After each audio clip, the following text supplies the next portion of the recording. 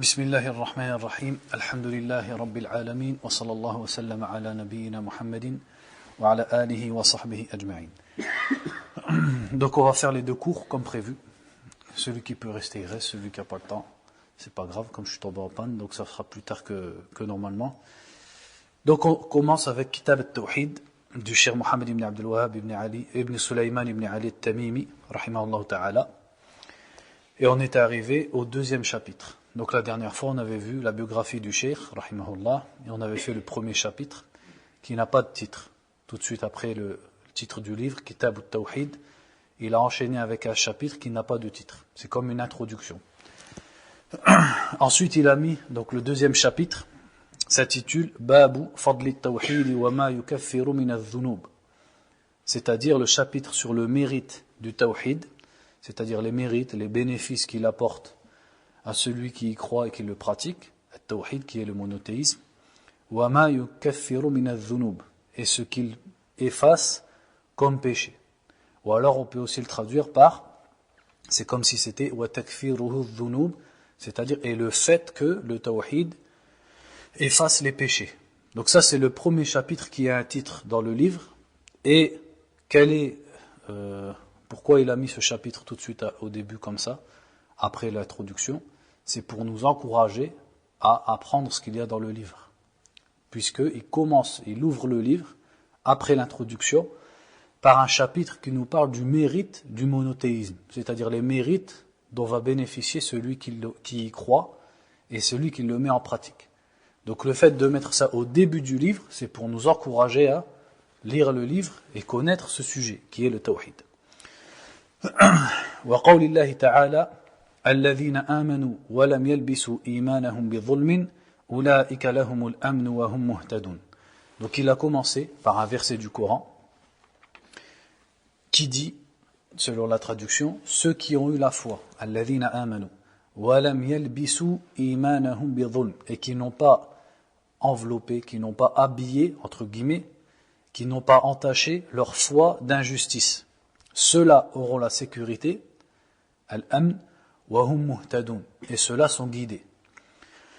Donc le verset, qu'est-ce qu'il veut dire? Si on le prend comme ça, le verset, qu'est-ce qu'il nous dit? Il nous dit que ceux qui ont eu la foi, donc qui ont une croyance, la croyance en Allah subhanahu wa ta'ala, qui ont le monothéisme, qui croient en Allah seul, wa lam yalbisu imanahum bidhulm, et qui n'entachent pas leur foi d'injustice. Ce qui est voulu par l'injustice ici, c'est le shirk. Le shirk a été nommé dhulm, car dhulm en arabe, l'injustice, c'est le fait de mettre une chose en dehors de sa place, ou de donner à quelqu'un ce qu'il ne mérite pas. Or, le shirk, qu'est-ce que c'est? C'est vouer une adoration à autre qu'Allah subhanahu wa ta'ala, alors que seul Allah azza wa jal mérite l'ibadah qu'on lui voue, le culte qu'on lui voue, l'adoration. Donc à partir de là, le shirk est une injustice, puisque c'est transgresser le droit d'Allah subhanahu wa ta'ala, et de là, le shirk a été appelé dhulm, c'est-à-dire injustice. Donc le verset nous dit, ceux qui ont eu la foi et qui n'ont pas entaché leur foi d'injustice, c'est-à-dire de shirk, ceux-là auront la sécurité, c'est-à-dire qu'ils seront préservés, ici-bas comme dans l'au-delà du châtiment d'Allah subhanahu wa ta'ala, wa hum muhtadun, et ils sont bien guidés. Et c'est ça que recherche un être humain dans sa vie d'ici-bas. C'est d'être sur le droit chemin, d'être dans la vérité, d'une part, et d'être épargné du mal, c'est-à-dire du châtiment d'Allah d'autre part, que ce soit ici-bas ou dans l'au-delà. Ce verset, on va en comprendre l'explication à partir d'un hadith. Ce hadith nous explique que quand les sahaba radiallahu anhum ont entendu ce verset qui a été révélé au prophète sallallahu alayhi wa sallam, shaqqa alayhim, c'est-à-dire ça a été dur pour eux. Pourquoi? Parce qu'ils ont compris de l'injustice dans ce verset, l'injustice dans son sens global. Donc si on reprend le verset, ceux qui ont eu la foi et qui n'ont pas entaché leur foi, d'injustice, ceux-là auront la sécurité et seront les bien guidés.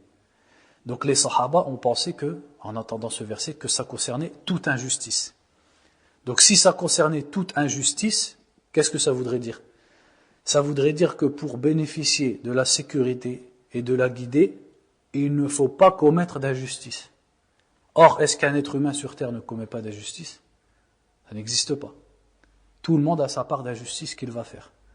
Donc les Sahaba radiallahu anhum ont compris le verset tel qu'il est.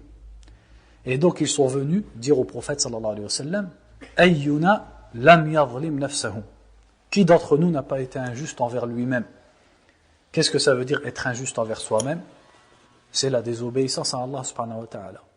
Faire des péchés, c'est considéré comme de l'injustice envers sa propre personne. Et le prophète sallallahu alayhi wa sallam leur a dit, Laysa ma tadhhabuna ilayh, laysa kama fahimtum. Ce n'est pas, le sens du verset n'est pas ce que vous dites. Le sens du verset n'est pas ce que vous avez compris. Alam tasma'u ila qawli Luqman al-Hakim, Ya bunayya la tushrik billah, inna ash-shirka la dhulmun azim, al-dhulmu ash-shirk.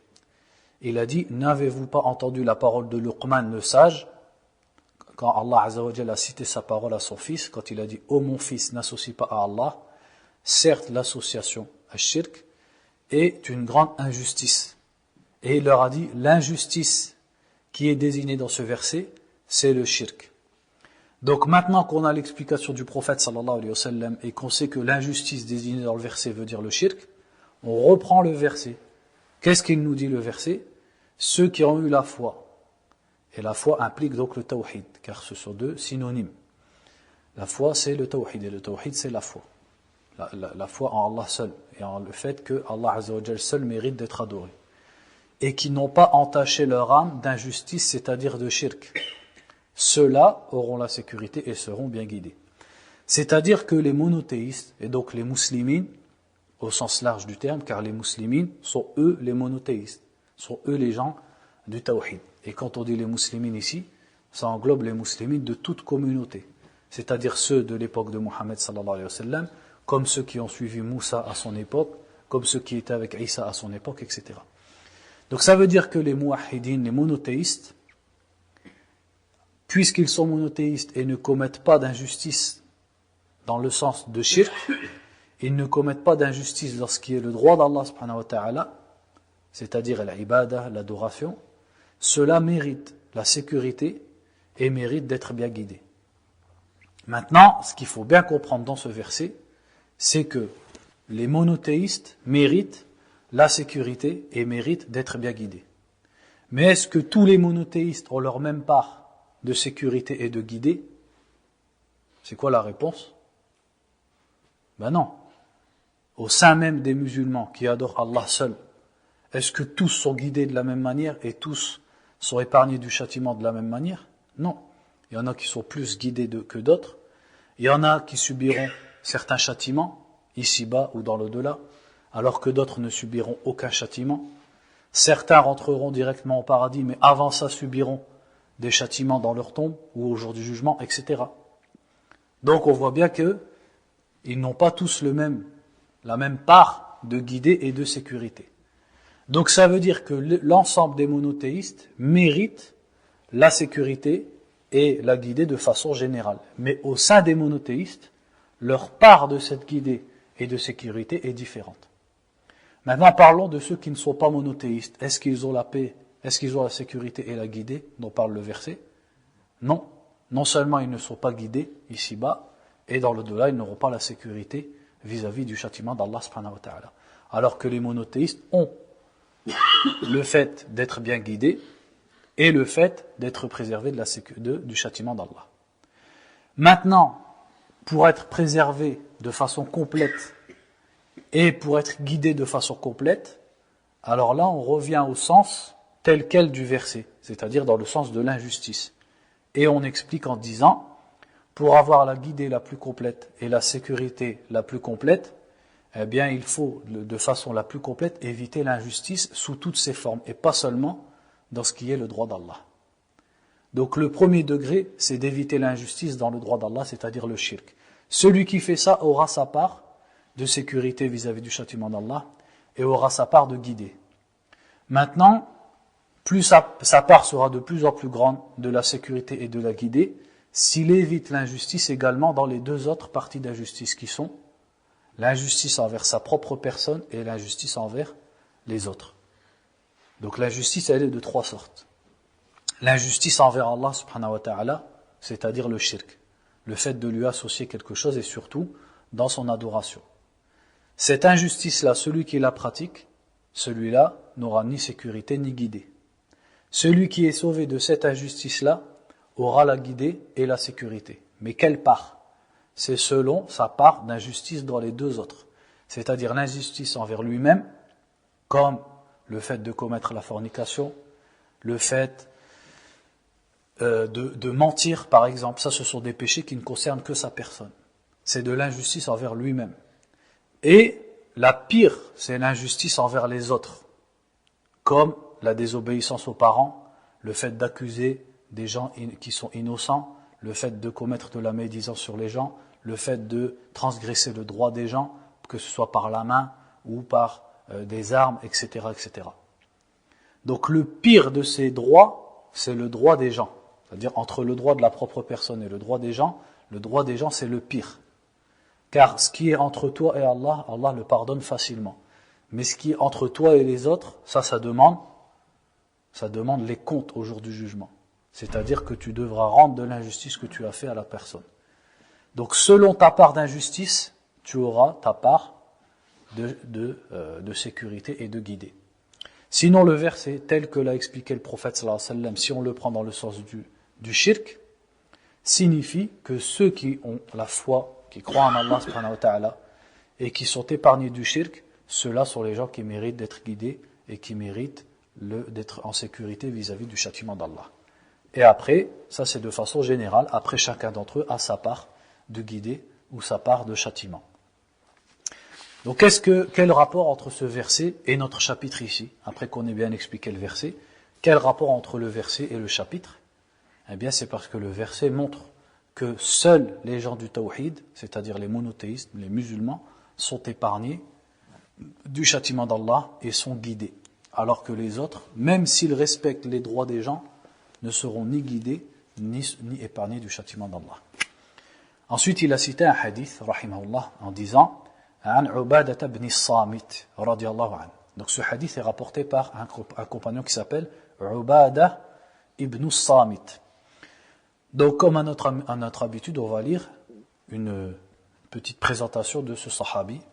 Donc, Ubadah ibn Samit ibn Qais ibn Asram al-Khazraji al-Ansari. C'est-à-dire que Ubadah ibn Samit faisait partie de al-Khazraj, qui composait une des deux parties des Ansar. Shahida Badran wa ma ba'daha. Il a participé à la bataille de Badr, donc c'est un ancien parmi les Sahaba, et à toutes les batailles qui ont suivi. وروى عن النبي صلى الله عليه وسلم كثيرا. Et il a rapporté beaucoup de hadiths du prophète sallallahu alayhi wa sallam, c'est-à-dire après la mort du prophète sallallahu alayhi wa sallam. مات بالرملة سنة 34 وله 72 سنة. Il est mort en 34 de l'Hégire, en Palestine, à Ramla, et il avait 72 ans, radiallahu anhu. قال رسول الله صلى الله عليه وسلم من شهد أن لا إله إلا الله وحده لا شريك له وأن محمدا عبده ورسوله وأن عيسى عبد الله ورسوله وكلمته ألقاها إلى مريم وروح منه والجنة حق والنار حق أدخله الله الجنة على ما كان من العمل أخرجاه. Donc ici dans ce hadith il a dit que le prophète sallallahu alayhi wa sallam a dit celui qui témoigne qu'il n'y a de divinité qu'Allah seul sans associé et que Muhammad est son serviteur et son messager, et que Isa est le serviteur d'Allah et son messager, et sa parole qu'il a jetée en Maryam est un esprit provenant de lui, et que le paradis est une vérité, et que l'enfer est une vérité, Allah le fera rentrer au paradis, quelles que soient ses œuvres. Ça c'est rapporté par Al-Bukhari et Muslim. Donc on va expliquer le hadith morceau par morceau. Premièrement, il a dit, celui qui témoigne, man shahida an la ilaha illallah. Celui qui témoigne qu'il n'y a de divinité qu'Allah. La première chose à noter dans ce hadith, c'est que le prophète sallallahu alayhi wa sallam n'a pas dit celui qui dit la ilaha illallah. Il n'a pas dit man qala, il a dit man shahida. Et entre qala et shahida, il y a une énorme différence. Entre dire et témoigner, il y a une grande différence. Cette différence, comment on la comprend? Si on prend l'exemple des témoignages dans les affaires des êtres humains, une shahada, qu'est-ce que c'est? Il y a eu par exemple un vol de voiture. Donc la police, elle recherche le voleur, et un témoin vient et dit, une personne vient et dit, je connais le voleur et je connais la voiture. Donc je sais qui a volé telle voiture. Il sait, il dit qu'il sait. Maintenant, quand on le ramène pour examiner son témoignage, et on lui montre plusieurs coupables, ou plusieurs suspects, il ne sait pas reconnaître qui est le coupable. Et quand on lui montre plusieurs voitures et on lui demande quelle est la voiture qui a été volée, il ne sait pas quelle est la voiture. Est-ce que ça c'est une shahada? Est-ce que son témoignage il a accepté auprès du juge? Son témoignage n'est pas accepté. Est-ce qu'on peut dire qu'il a dit? Dire, il l'a dit. Mais est-ce qu'il en a témoigné?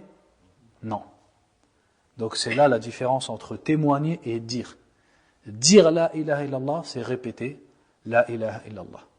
Et ça, n'importe qui peut le faire. Même quelqu'un qui n'y croit pas. Il peut dire la ilaha illallah. Mais témoigner de la ilaha illallah, c'est-à-dire le dire en y croyant, et surtout le dire en connaissant ce que ça veut dire. Et en connaissant ce que ça implique. Qu'est-ce que ça implique la ilaha illallah? D'adorer Allah et de ne rien adorer avec lui. Voilà ce qu'implique la ilaha illallah. Donc la ilaha illallah, comme on dit, c'est, comme il est dit dans le hadith, c'est miftahul jannah, c'est la clé du paradis. Mais comme disait un des tabi'in, certes, la ilaha illallah, c'est la clé du paradis, mais une clé, elle a des dents. Au bout de la clé, on a des dents qui sont adaptées à la serrure. Si elle n'a pas ces dents, elle n'ouvrira pas la serrure. C'est pas toute clé qui vient ouvrir une serrure. Il faut qu'elle remplisse des conditions. Donc la ilaha illallah, c'est pas juste une parole dénuée de sens et dénuée de conséquences. C'est une parole dont il faut témoigner, il ne faut pas juste la dire. Donc celui qui viendrait par exemple à dire la ilaha illallah, mais qui viendrait à le contredire par la suite, comme en associant en Allah, ça montrerait que c'est qu'une parole qu'il a dit, mais il n'en a pas réellement témoigné.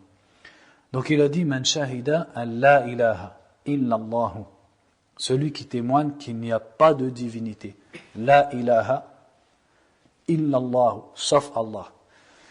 Que veut dire la ilaha illallah? Al-ilah en arabe, ça vient du verbe alaha, qui a le même sens que le verbe abada, c'est-à-dire adorer. Donc ilah, c'est dans le sens une divinité, quelque chose qu'on adore. Donc on dit la ilaha, il n'y a pas de divinité. Et ensuite on dit illallah. Maintenant, la an-nafiya, ce la, ici, le la dans la ilaha illallah, qui veut dire il n'y a pas de, en français, en arabe, il peut se comprendre de plusieurs façons. Ça peut être nier l'existence de quelque chose, comme ça peut être nier la validité de quelque chose, ou la véracité de quelque chose, etc. Donc ici, comment on va comprendre la ilaha? Quand on dit il n'y a pas de divinité en dehors d'Allah, est-ce qu'on veut dire par là qu'il n'existe pas des divinités qui sont adorées en dehors d'Allah? Quelle est la réponse? Non, puisqu'on voit bien que les gens ont plein de divinités qu'ils adorent en dehors d'Allah. Il y en a qui ont pris Isa pour une divinité, il y en a qui adorent Bouddha, les hindous adorent plein de divinités. Les gens ont pris des hommes pieux comme des divinités qu'ils adorent en dehors d'Allah. Certains adorent les djinns. Donc des divinités, c'est-à-dire des choses qui sont adorées, c'est ça l'ilah. L'ilah, c'est quelque chose qui est adoré. En vérité, il y en a plein des choses qui sont adorées. Mais, qu'est-ce que vous allez me dire tout de suite? Il est où le truc? C'est qu'elles ne méritent pas d'être adorées. C'est-à-dire, ce ne sont pas de vraies divinités. Ce sont des divinités dans le sens où les gens les adorent. Mais est-ce que réellement ce sont des divinités dans le sens où elles méritent d'être adorées? Non. Donc le sens de la ilaha, c'est-à-dire il n'y a pas de vraie divinité en dehors d'Allah subhanahu wa ta'ala. Il n'y a pas de divinité qui mérite l'adoration en dehors d'Allah. Des divinités, il y en a plein. Bouddha, c'est une divinité que les gens adorent, etc., etc. Je cite Bouddha parce que c'est quelque chose, un des plus marquants, c'est une statue, c'est connu, etc. Sinon, il y en a plein. Donc ça, c'est une divinité. Donc comment est-ce qu'on peut dire qu'il n'y a de divinité qu'Allah? C'est dans le sens où il n'y a de vraies divinités. Il n'y a de divinités qui méritent d'être adorées qu'Allah subhanahu wa ta'ala. Donc les gens ont pris plein de divinités et même Allah les a appelées divinités dans le Coran. Quand Allah a dit فَمَا أَغْنَتْ عَنْهُمْ آلِهَتُهُمْ الَّتِي يَدْعُونَ مِن دُونِ اللَّهِ. Leur divinité, Allah les a bien appelées aliha, le pluriel de ilah. Leur divinité qu'ils adoraient en dehors d'Allah ne leur ont servi à rien. Allah les a appelées divinités. Pourquoi? Parce que les gens les adorent. Mais est-ce qu'elles sont des vraies divinités? La vraie divinité, c'est-à-dire le seul qui mérite réellement d'être adoré, c'est Allah subhanahu wa ta'ala. C'est pour ça que pour expliquer la ilaha illallah, les savants disent ma'naha la ma'bouda haqqun illallah. Il n'y a pas de vraie chose qui est adorée à part Allah. C'est-à-dire, ou alors la ma'bouda bihaqqin illallah. Il n'y a rien qui est adoré en vérité, c'est-à-dire de bon droit à part Allah subhanahu wa ta'ala. Et on voit encore une fois que la ilaha illallah est composée de deux parties. La ilaha, qui consiste à renier les divinités, illallah, c'est l'exception, c'est-à-dire sauf Allah, qui consiste à affirmer la divinité d'Allah et son droit à l'adoration. Ensuite, il a dit wahdahu la sharika lah. Wahdahu, seul, c'est-à-dire pour insister sur illallah. La sharika lah, c'est pour insister sur la ilaha.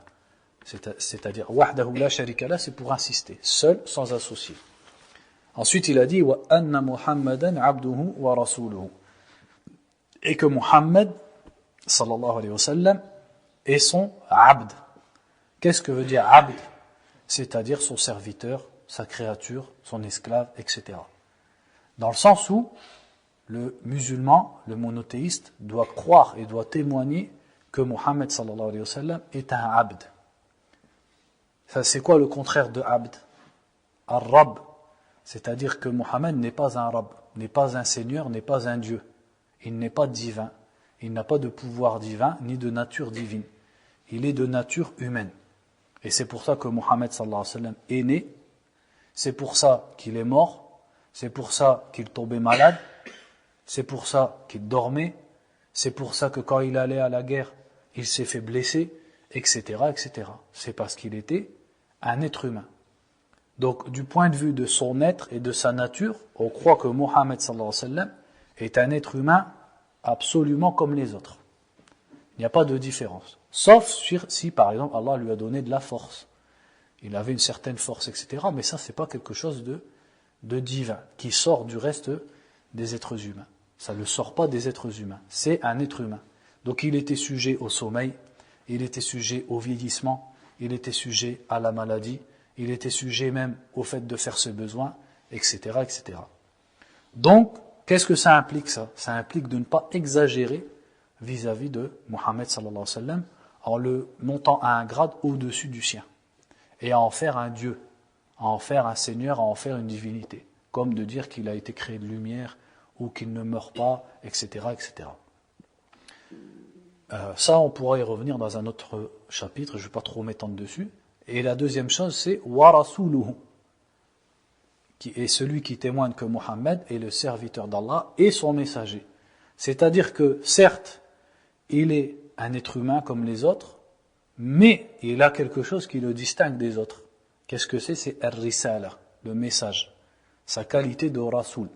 C'est-à-dire qu'Allah Azza wa Jal lui a révélé, lui a donné la révélation et l'a choisi pour transmettre cette révélation aux êtres humains. Donc, d'une part, on dit que par sa nature, il est un être humain comme les autres, mais d'autre part, on dit qu'il est le meilleur des êtres humains, le plus noble des êtres humains, le plus parfait des êtres humains, qu'il est infaillible dans sa mission de prophète, qu'il est le premier qui intercédera en faveur de sa communauté parmi les prophètes. C'est le seul qui le premier qui demandera qu'on ouvre les portes du paradis au jour du jugement, etc., etc. Le seul qui doit être obéi parmi les êtres humains, et ainsi de suite. Le seul qui doit être suivi parmi les êtres humains. Donc d'une part, au niveau de sa nature, c'est un être humain, mais au point de vue de sa position et de son grade, c'est le meilleur des êtres humains, et c'est surtout un rasoul. C'est-à-dire qu'il ne parle que parce qu'Allah subhanahu wa ta'ala lui a révélé, et qu'il est quelqu'un dont le suivi est obligatoire pour toute personne jusqu'au jour du jugement. Ensuite, il a dit wa anna Isa abdullahi wa rasuluhu, et que Isa, donc qu'ils appellent en français Jésus, et que Isa est le serviteur d'Allah et son messager. C'est-à-dire que le musulman, le monothéiste, croit et témoigne de la même chose pour Isa. D'une part, on croit qu'il est un abd, c'est-à-dire qu'il est un être humain comme les autres. Il était sujet au sommeil, à la maladie, au vieillissement, à la faiblesse, à la faim, etc., etc. Contrairement à qui? Contrairement aux chrétiens qui ont exagéré vis-à-vis de Isa. Et l'exagération vis-à-vis d'Isa chez les chrétiens, elle est venue tardivement. C'est certains chrétiens en fait qui ont inventé ça. Mais à son époque, il n'y avait pas de cette chose-là. Donc ils ont exagéré en disant qu'il est le troisième de trois. C'est-à-dire qu'Allah est trois, c'est le Père, le Fils et le Saint-Esprit. C'est-à-dire Isa, lui, c'est le Fils. C'est une des trois parties d'Allah. Ou alors qu'il est le Fils d'Allah, etc., etc. Et donc ça amène à l'invoquer en dehors d'Allah, le prier en dehors d'Allah, etc. Ça, c'est ce qu'ont fait les chrétiens. Et après, de quoi on témoigne aussi pour Isa? Wa rasuluhu, c'est-à-dire qu'il est le messager d'Allah. Contrairement à qui?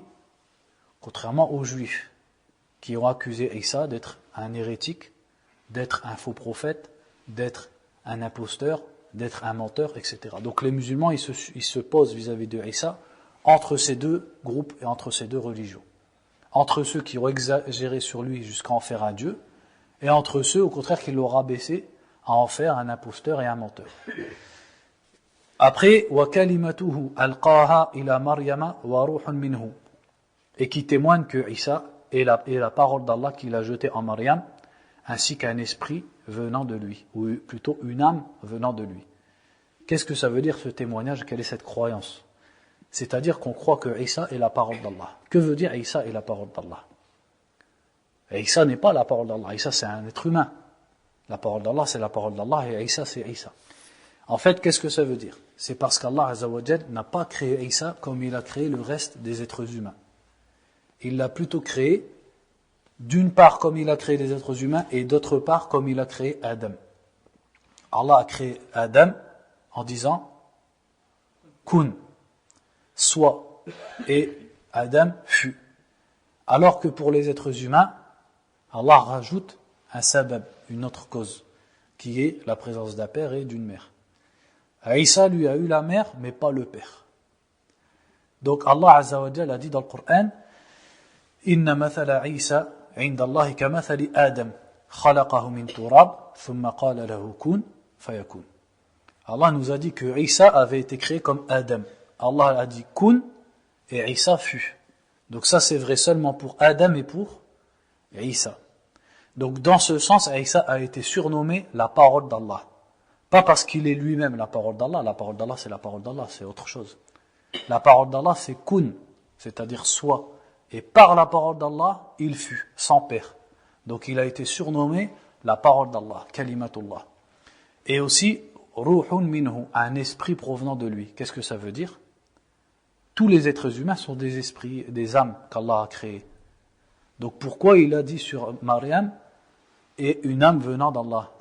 Tous les êtres humains sont des âmes qui viennent d'Allah, n'est-ce pas? Dans le sens où tous les êtres humains sont des âmes dans des corps, et ces âmes ont été créées par Allah. Donc, mais Isa a une distinction aussi sur ce sujet. C'est que Isa, Allah Azza wa Jal, a envoyé Jibril pour insuffler l'âme de Isa dans le ventre de Maryam, sans la présence et sans la cause d'un père. Alors que pour les êtres humains, il faut un sabab en plus, qui est le père. Et en plus, pour les êtres humains, comme on le sait, c'est un ange qui est chargé de venir au bout de 4 mois, de 3 fois 40 jours plutôt, de 120 jours, de venir insuffler l'âme dans le ventre. Alors que pour Isa, c'est Jibril, le meilleur des anges et le plus puissant des anges, qu'Allah Azza wa Jalla a choisi pour insuffler l'âme de Isa dans le ventre de Maryam. Donc Allah, c'est pour ça que Isa a été surnommé Ruhun min Allah, une âme venant d'Allah. Toutes les âmes viennent d'Allah dans le sens où toutes sont créées d'Allah. Mais dans le sens où où Isa, lui, a été envoyé dans les mains de Jibril pour être insufflé en Maryam. Donc c'est pour ça qu'Allah l'a appelé une âme venant de lui. Et quand Allah Azza wa Jal assimile des choses à lui-même, si ce sont des objets, en aucun cas il faut comprendre que ces choses ou ces objets font partie d'Allah. Par exemple, quand on dit sur Al-Kaaba que c'est Baytullah, la maison d'Allah? C'est dans quel sens? C'est min bab al-ishraf, c'est-à-dire c'est dans le sens de l'ishraf. C'est un honneur qui est fait à la Kaaba. Donc, au lieu d'être appelé simplement la maison, Allah l'appelle la maison d'Allah. C'est pour anoblir et honorer cette maison. C'est pareil pour Ruhullah, c'est-à-dire l'esprit venant d'Allah qui est Isa. C'est pas dans le sens où il fait partie d'Allah, ou qu'il provient d'une partie d'Allah. Sinon, ça reviendra à dire ce que disent les chrétiens. C'est dans le sens où, pour l'anoblir et l'honorer, Allah l'a appelé une âme venant de lui. Et aussi parce que dans sa création, il y a une différence entre lui et les autres créatures. Et qui témoigne que le paradis est une vérité et que l'enfer est une vérité. Donc ça c'est clair. Allah le fera rentrer au paradis, quels que soient ses actes. Donc ça c'est le mérite du tawhid. Parce que les premières choses qu'a cité le prophète sallallahu alayhi wa sallam dans ce hadith, c'est de témoigner qu'il n'y a de divinité à adorer qu'Allah. Quelle est la récompense? Bien sûr pour celui qui en témoigne. Et le témoignage implique que la personne sait ce qu'elle dit et y croit et le dit sincèrement. Et ce genre de témoignage, qu'est-ce que ça va impliquer derrière? Ça va impliquer bien sûr des actes. Celui-là, Allah Azza wa Jal lui promet le paradis. C'est-à-dire le musulman, le monothéiste, Allah Azza wa Jal lui a promis le paradis, quels que soient ses actes. Parce qu'en effet, on sait que le musulman, le monothéiste, de toute façon, il rentre au paradis. Mais il a trois possibilités. Soit il fait partie de ceux qui rentreront au paradis directement parce qu'il n'a pas commis des grands péchés. Et il a rempli ses obligations devant Allah Azza wa Jal. Ceux-là rentrent au paradis. Soit il fait partie de ceux qui vont se présenter devant Allah avec des manquements. Ils ont commis des grands péchés sans se repentir ou ils ont manqué à des obligations. Et on sait que ceux-là, il y a deux possibilités pour eux. Soit Allah lui pardonne, malgré tout, par sa miséricorde, soit il le met en enfer pour le purifier de ses péchés, et à la fin, qu'est-ce qui se passe? Le fait sortir pour aller au paradis. Donc dans tous les cas, où est-ce qu'il finit? Il finit au paradis, quelles que fussent ses œuvres, dans la vie d'ici-bas. Walahuma min hadith Idban. Ensuite, il dit, toujours rapporté par Al-Bukhari et Muslim, dans un hadith de Idban. Donc il dit, à propos de Idban ibn Malik, Idban ibn Malik ibn Amr ibn al-Ajalan al-Khazraji al-Salimi, sahabi mashhour, badri, mata fi khilafati Muawiyah. Donc Idban ibn Malik, lui aussi faisait partie de Al-Khazraj, donc des Ansar, et lui aussi il a participé à la bataille de Badr, et il est mort dans le califat de Muawiyah. قال النبي صلى الله عليه وسلم فإن الله حرم على النار من قال لا إله إلا الله يبتغي بذلك وجه الله. Donc dans ce hadith il a rapporté que le prophète a dit sallallahu alayhi wa sallam, certes Allah a interdit à l'enfer celui qui dit la ilaha illallah en cherchant par cela la face d'Allah. Donc regardez ici il n'a pas dit celui qui témoigne de la ilaha illallah, il a dit celui qui dit. Mais est-ce qu'il a juste dit celui qui dit la ilaha illallah point, ou il a rajouté une condition? Il a bien dit celui qui dit la ilaha illallah en cherchant par cela la face d'Allah. C'est-à-dire qu'il ne dit pas la ilaha illallah pour contenter les gens, il ne dit pas la ilaha illallah pour se protéger des musulmans par exemple, ou pour un autre, ou pour de l'argent, ou pour quoi que ce soit. Il dit la ilaha illallah en recherchant par cela la face d'Allah et le paradis et la récompense d'Allah subhanahu wa ta'ala. Et celui qui dit la ilaha illallah de cette façon, forcément ses actes vont suivre. Parce que s'il dit la ilaha illallah en cherchant la récompense d'Allah, bien forcément derrière il va pratiquer la ilaha illallah. Il va adorer Allah sans ne rien lui associer. Et celui-là, Allah azza wa jalla lui interdit l'entrée en enfer. وعن أبي سعيد الخدري رضي الله عنه. Il cite un troisième hadith rapporté par Abu Sa'id al-Khudri.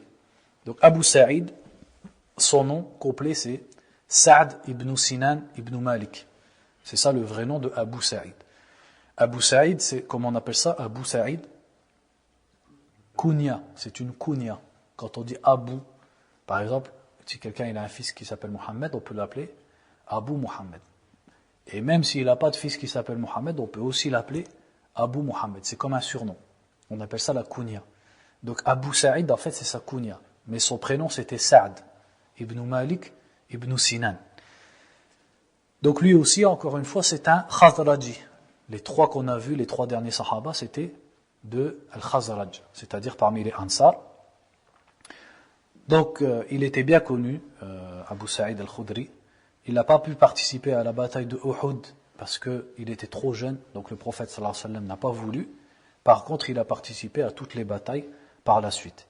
Il fait partie de ceux qui ont rapporté beaucoup de hadiths du prophète sallallahu alayhi wa sallam. Et beaucoup même de Sahaba et de Tabi'in ont rapporté de lui. Et il est mort en 74. Il avait 86 ans quand il est mort. Radiallahu anhu. Ça c'était Abu Sa'id al-Khudri. Abu Sa'id al-Khudri faisait partie des ulama. Il était considéré parmi les ulama des Sahaba et parmi ceux qui ont rapporté le plus de hadiths. Dans les 7 Sahaba qui ont rapporté le plus de hadiths avec Aïcha, Jabir, Abu Huraira, Anas, Abdullah ibn Abbas et Abdullah ibn Omar. Donc ici il a rapporté un hadith عن النبي صلى الله عليه وسلم قال موسى عليه السلام يا رب علمني شيئا أذكرك وأدعوك به. Donc il dit que le prophète sallallahu alayhi wa sallam a dit, que Moussa alayhi salam a dit, ô mon Seigneur, enseigne-moi quelque chose par laquelle je te mentionnerai et par laquelle je t'invoquerai. قال قل يا موسى لا إله إلا الله. Allah lui a dit, dis Moussa, la ilaha illallah. قال يا رب كل عبادك يقولون هذا. Et Moussa a dit à Allah, mais Seigneur, tous tes serviteurs disent ça. Tout le monde dit la ilaha illallah. قال يا موسى لو أن السماوات السبع وعامرهن غيري والأراضين السبع في كفة ولا إله إلا الله في كفة مالت بهن لا إله إلا الله. Allah lui a répondu, sache ô Moussa que si les 7 cieux étaient avec leurs habitants en dehors de moi, c'est-à-dire sans Allah subhanahu wa ta'ala, ce qui ne veut pas dire qu'Allah azza wa jalla est inclus dans les cieux. Parce que l'istithna, l'exception en arabe, peut être ce qu'on appelle munfasil.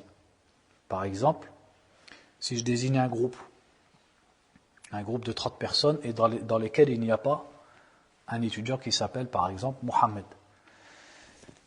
Et Mohamed il fait partie d'une autre classe. Et je vais dire, mes étudiants ont réussi les examens sauf Mohamed. Pourtant Mohamed il ne fait pas partie de ma classe. Est-ce que je peux le dire ou pas? En français je peux pas, en arabe je peux. Donc ici quand Allah dit les habitants des 7 cieux sauf moi, ça ne veut pas dire qu'Allah fait partie des habitants des 7 cieux.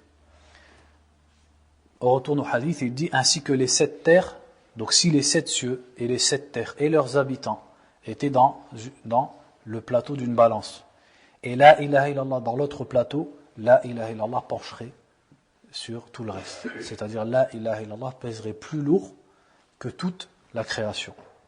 Donc il a dit ça à Moussa pour lui montrer le mérite de la ilaha illallah. Donc même au niveau du dhikr, donc la ilaha illallah c'est la meilleure des paroles, comme on l'a vu dans les hadiths, à pratiquer, etc. Mais même au niveau du dhikr, c'est le meilleur des afkar. Ce hadith, les savants du hadith ont parlé dessus, et beaucoup d'entre eux ont dit qu'il n'était pas authentique. Il est rapporté par Ibn Hibban et Al-Hakim. Mais de toute façon, on a un autre hadith authentique, celui-là, qui dit, quand le prophète a dit, sallallahu alayhi wa sallam, que le meilleur dhikr, ou la meilleure parole que il a dit moi-même et les prophètes auparavant avons dit, c'est la ilaha illallah wahdahu la sharika lah lahul mulku wa lahul hamd wa huwa ala kulli shay'in qadir. Donc on a bien un hadith qui le dit. On a également le hadith qui dit que les paroles préférées d'Allah sont au nombre de 4. Subhanallah, alhamdulillah, la ilaha illallah, Allahu akbar. Ça nous montre aussi, ça c'est une parenthèse, ça n'a pas de rapport avec le livre, mais c'est important de le dire, ça nous montre aussi que au niveau du dhikr, il ne faut pas dépasser ce que la sunna nous a rapporté. C'est-à-dire ce que pratiquait et ce que nous a enseigné le prophète Mohammed sallallahu alayhi wa sallam et ce que pratiquaient les sahaba après lui. Ça ne sert à rien de chercher d'autres formules, puisque lui-même il nous a dit que les meilleures des formules c'était celle-là. Subhanallah, alhamdulillah, la ilaha illallah, Allahu akbar, la hawla wa la quwwata illa billah, subhanallah al-azim, subhanallah wa bihamdihi, ou alors subhanallah al-azim wa bihamdihi, etc. Voilà le dhikr qu'on peut pratiquer. Et le prophète sallallahu alayhi wa sallam, par la miséricorde d'Allah azza wa jal, a rendu ça facile à tout le monde. Et il a enseigné à tout le monde. Il n'a rien caché du dhikr. Il a enseigné à tout le monde quelles étaient les paroles les meilleures auprès d'Allah subhanahu wa ta'ala. Et il nous a montré que c'était des paroles qui étaient simples et qui étaient légères. Donc il n'a pas spécifié un groupe de gens en leur faisant connaître le meilleur dhikr, mais au contraire il l'a dit à tout le monde. وَلِلتِّرْمِذِي وَحَسَّنَهُ عَنْ أَنَسٍ. Ensuite il rapporte un hadith rapporté par l'imam At-Tirmidhi rahimahullah. Donc à chaque fois on va lire une petite présentation quand il cite un nom. C'est qui l'imam At-Tirmidhi? C'est Muhammad, son prénom était Muhammad ibn Isa ibn Sawra ibn Musa ibn Dhahhak As-Sulami Abu Isa. Son surnom c'était Abu Isa. Et il s'appelait Muhammad ibn Isa. Son père s'appelait Isa. Sahibul Jami' wa Ahadul Huffaz. At-Tirmidhi, donc c'était un des grands huffaz, un des grands imams et mémorisateurs du hadith. Et c'est lui l'auteur d'un livre qui s'appelle Al-Jami', qu'on appelle plus souvent As-Sunan. Donc il dit ici que l'imam At-Tirmidhi, c'était quelqu'un qui avait perdu la vue. At-Tirmidh, c'est-à-dire Tirmidh, c'était une petite ville en fait dans la Perse, c'est-à-dire vers l'Iran. Il est mort vers l'an 279 et c'était un des principaux élèves de l'imam al-Bukhari rahimahullah. Donc il a rapporté un hadith de Anas. Qui est Anas? Anas, c'est Anas ibn Malik ibn Nadr ibn Damdam ibn Zayd ibn Hiram ibn Jundub ibn Amir ibn Ghanam ibn Adi ibn Najjar Abu Hamza. Imaginez-vous comment leur ascendance elle a été conservée et leur généalogie. Donc le prénom de la kunya de Anas ibn Malik c'était Abu Hamza. Al-Khazraji al-Ansari. Lui aussi fait partie des Khazraj, des Ansar. C'était le serviteur du prophète sallallahu alayhi wa sallam qui l'a servi pendant 10 ans. C'est-à-dire qu'à l'âge de 10 ans, sa mère, qui était Ar-Rumaysa, Sulaym, radiallahu anha, l'a amené au prophète sallallahu alayhi wa sallam pour le laisser avec lui, pour qu'il le serve.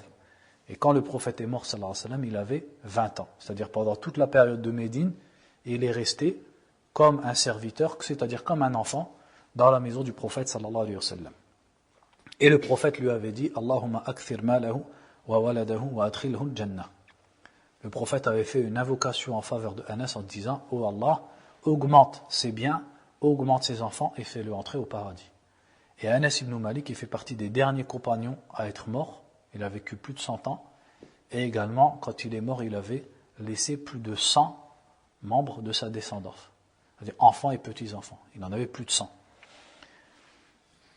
Il est mort en 92. Il est mort en 92 de l'Hégire.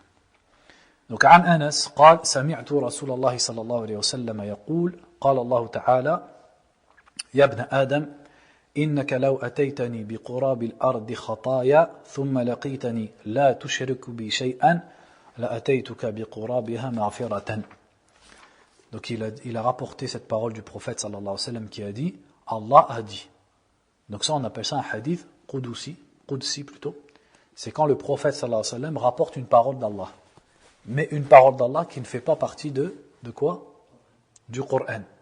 Le Coran c'est la parole d'Allah, mais Allah a d'autres paroles qui ne sont pas dans le Coran et que le prophète sallallahu alayhi wa sallam nous a, pour certaines d'entre elles, nous a transmises. Donc il a dit Allah a dit. Donc en fait ça c'est le morceau de hadith.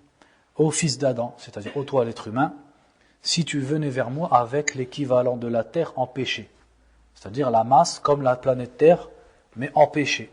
Tout ça en péché. Et ensuite tu venais me rencontrer sans m'avoir associé quoi que ce soit, je viendrai vers toi avec autant de pardon. C'est-à-dire Allah dit que si quelqu'un vient vers lui avec des péchés innombrables, mais qu'il ne lui associe rien, Allah lui pardonnera tous ses péchés.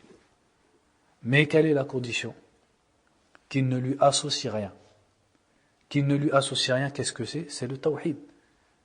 Donc aussi, en mettant ce hadith, l'auteur attire notre attention sur le fait que le tawhid et le mérite du tawhid passent par le fait de ne rien associer à Allah subhanahu wa ta'ala, car c'est ça le tawhid.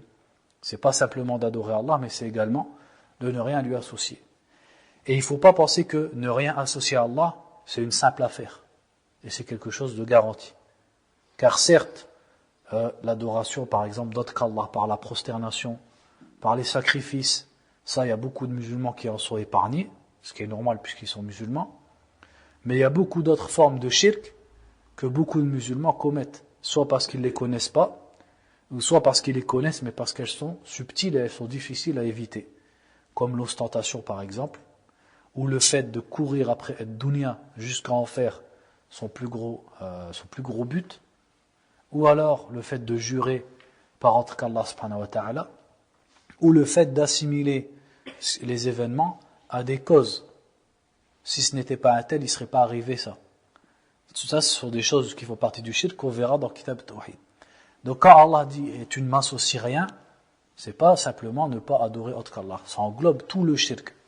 Ça englobe également le shirk dans l'obéissance. Il y a un chapitre sur ça dans Kitab al-Tawhid. Donc on arrête là pour Kitab al-Tawhid. Donc on comprend de ce chapitre le mérite du Tawhid et qu'il est une cause pour qu'Allah Azza wa Jal pardonne les péchés de l'être humain. Donc on passe maintenant au livre Boulough al-Maram. Boulough al-Maram, donc qu'est-ce que c'est? Boulough al-Maram, si on traduit en français, je vais éteindre et je redémarre. Je fais comme ça.